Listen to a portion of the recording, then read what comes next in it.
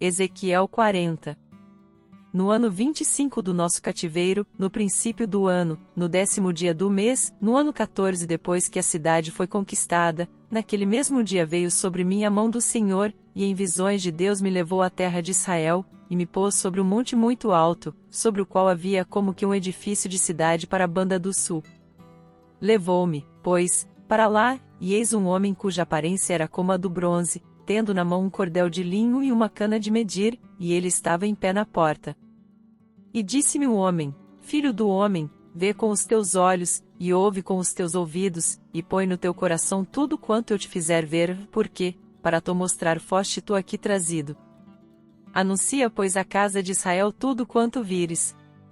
E havia um muro ao redor da casa do lado de fora, e na mão do homem uma cana de medir de 6 covados de comprimento, tendo cada côvado um palmo a mais, e ele mediu a largura do edifício, era uma cana, e a altura, uma cana. Então veio à porta que olhava para o oriente, e subiu pelos seus degraus, mediu o limiar da porta, era uma cana de largo, e o outro limiar, uma cana de largo. E cada câmara tinha uma cana de comprido, e uma cana de largo, e o espaço entre as câmaras era de 5 covados, e o limiar da porta, ao pé do vestíbulo da porta, em direção da casa, tinha uma cana. Também mediu o vestíbulo da porta em direção da casa, uma cana. Então mediu o vestíbulo da porta, e tinha 8 covados, e os seus pilares, 2 covados, e o vestíbulo da porta olha para a casa. E as câmaras da porta para o lado do oriente eram 3 de um lado, e 3 do outro, a mesma medida era das 3, também os umbrais de um lado e do outro tinham a mesma medida. Mediu mais a largura da entrada da porta, que era de 10 covados, e o comprimento da porta, 13 covados. E a margem em frente das câmaras de um lado era de 1 côvado, e de 1 côvado a margem do outro lado, e cada câmara tinha 6 covados de um lado, e 6 covados do outro.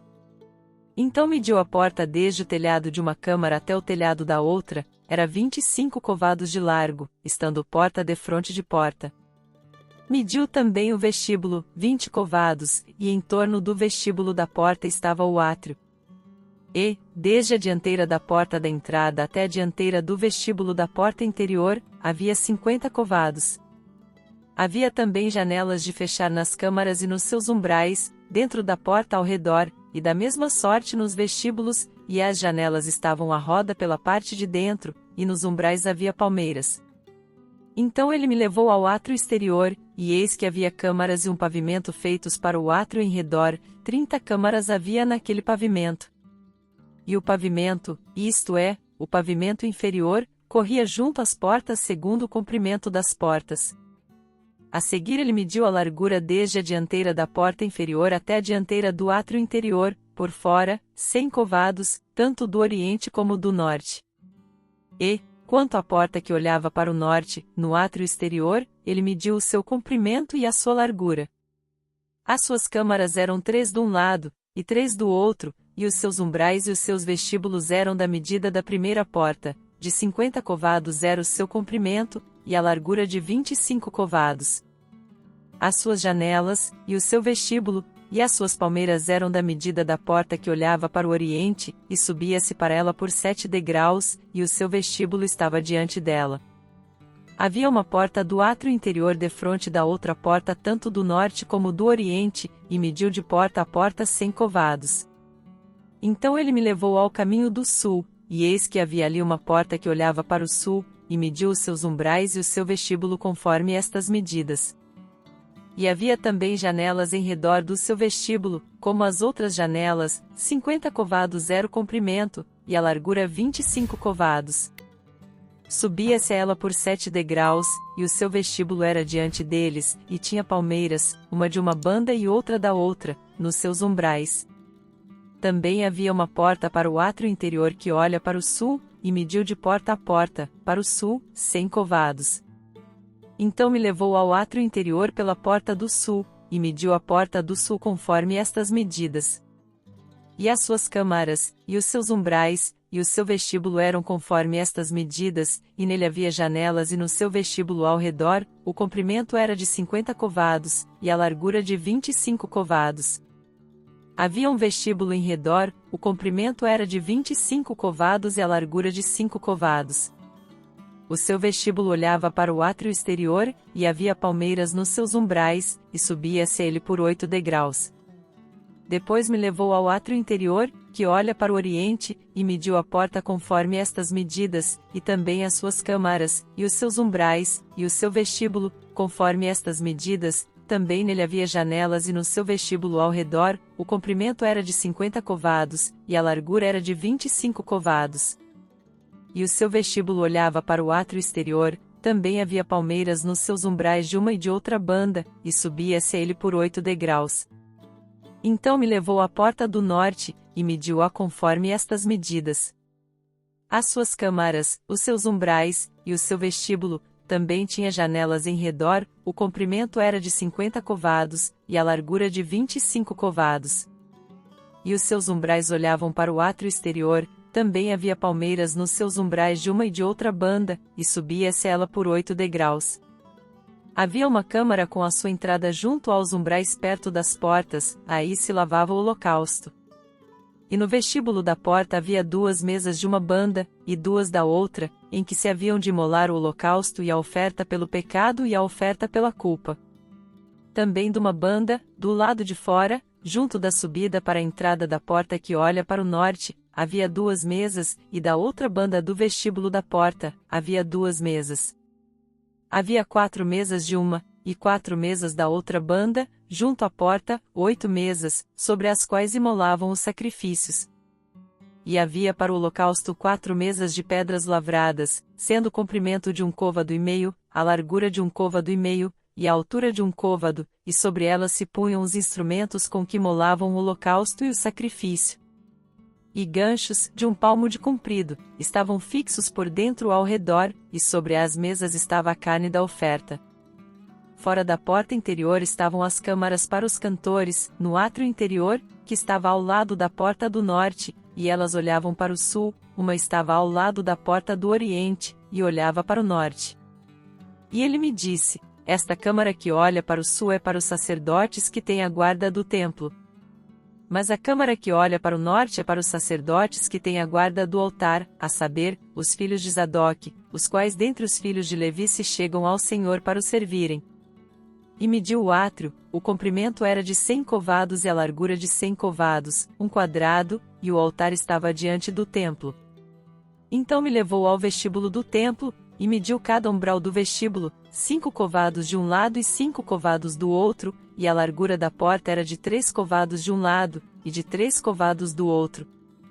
O comprimento do vestíbulo era de 20 covados, e a largura de 12 covados, e era por 10 degraus que se subia a ele, e havia colunas junto aos umbrais, uma de um lado e outra do outro. Descubra os mistérios de Ezequiel 40, o significado da visão do templo e sua relevância para nós hoje. Contextualização e pontos principais de Ezequiel 40.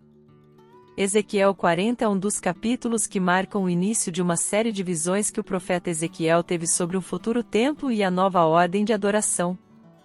Este capítulo descreve com riqueza de detalhes a arquitetura e o design desse templo, o que, à primeira vista, pode parecer distante da nossa realidade. No entanto, quando analisamos de maneira mais profunda, encontramos verdades poderosas que falam diretamente ao nosso coração. Vamos destacar 3 pontos principais.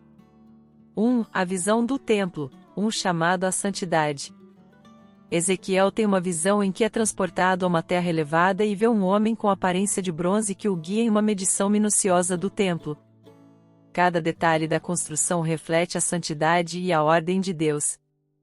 Esta imagem do templo simboliza a separação que Deus exige entre o sagrado e o profano, ressaltando que ele é santo e digno de toda reverência. Aplicabilidade. Em nossas vidas, o conceito de santidade é muitas vezes relegado a um segundo plano. Vivemos em um mundo onde a linha entre o sagrado e o profano é cada vez mais tênue, e o templo de Ezequiel nos chama a uma reflexão sobre como estamos vivendo nossa fé. Deus nos chama a ser templos vivos, refletindo a sua santidade em nossos pensamentos, palavras e ações. Não se trata apenas de um ritual religioso, mas de uma vida marcada por pureza, integridade e uma devoção sincera a Deus. Precisamos perguntar: o que estamos permitindo em nossas vidas que compromete a santidade que Deus espera de nós? Como podemos manter um coração puro em meio a tantas distrações? O templo de Ezequiel nos desafia a buscar uma separação do pecado e a dedicar nossos corpos e nossas mentes como habitação santa para o Senhor. Se este estudo está te edificando, aproveite este momento para se inscrever no canal. É rápido e ajuda a espalhar a palavra de Deus para mais pessoas. Deixe um comentário com suas reflexões e compartilhe com quem precisa ouvir esta mensagem. 2. As medidas e a simetria. Deus é um Deus de ordem. O segundo ponto que podemos observar são as descrições detalhadas das medidas e da simetria do templo. Cada detalhe é milimetricamente planejado, mostrando que Deus é um Deus de ordem e propósito. Nada no plano de Deus é feito de maneira improvisada ou sem intenção. Aplicabilidade. Este ponto é um lembrete poderoso de que Deus tem um plano detalhado para cada um de nós. Vivemos em uma era onde o caos parece prevalecer, tanto em nosso mundo exterior quanto em nosso mundo interior. As medidas e a simetria do templo nos ensinam que Deus valoriza a ordem em nossas vidas. Isso se aplica às nossas finanças, relacionamentos, espiritualidade e ao modo como administramos nosso tempo. Se tudo parece confuso e fora de controle, talvez seja a hora de pedir ao Senhor que traga a sua ordem divina para a nossa situação. Quando colocamos nossas vidas sob a direção de Deus, começamos a ver clareza e propósito onde antes havia desordem. E o melhor, quando confiamos que Deus tem um plano específico para nós, conseguimos ter paz mesmo nas maiores tempestades. 3. A glória de Deus, a presença que transforma. O templo que Ezequiel viu não era apenas um edifício bonito, era um lugar onde a glória de Deus habitava. A presença de Deus é o que fazia aquele espaço ser especial e sagrado. No mesmo sentido, nossa vida só se torna significativa quando é marcada pela presença do Senhor. Aplicabilidade. Você já experimentou o poder transformador da presença de Deus? É impossível encontrar a glória de Deus e sair do mesmo jeito. Muitas vezes, podemos estar envolvidos em atividades religiosas sem nunca sentir verdadeiramente a presença de Deus. O templo em Ezequiel nos lembra que não devemos estar satisfeitos com uma espiritualidade superficial. Precisamos buscar um relacionamento íntimo com o Senhor, onde sua glória se manifesta em nós e através de nós. Isso significa passar tempo em oração, meditar na palavra e estar sensível à voz do Espírito Santo. Quando permitimos que Deus habite plenamente em nosso coração, somos transformados em sua imagem, e nosso mundo ao redor é impactado pela luz que refletimos. Se esta mensagem falou com você, não saia sem agir. Inscreva-se no canal, ative o sininho para não perder nenhum estudo, e compartilhe este vídeo com seus amigos e familiares. Vamos espalhar o conhecimento da palavra juntos. Sua inscrição faz toda a diferença. Conclusão. Ezequiel 40 pode parecer um capítulo complicado e sem relevância para nossa era, mas ele traz lições profundas sobre a santidade, a ordem de Deus e a importância da sua presença em nossas vidas. Que possamos viver como templos sagrados, buscando a ordem divina e carregando a glória de Deus em tudo que fazemos. É um chamado a uma vida de reverência, propósito e transformação. Que possamos permitir que essas verdades impactem nosso dia a dia, moldando-nos para sermos cada vez mais semelhantes a Cristo. Que Deus abençoe ricamente sua caminhada de fé.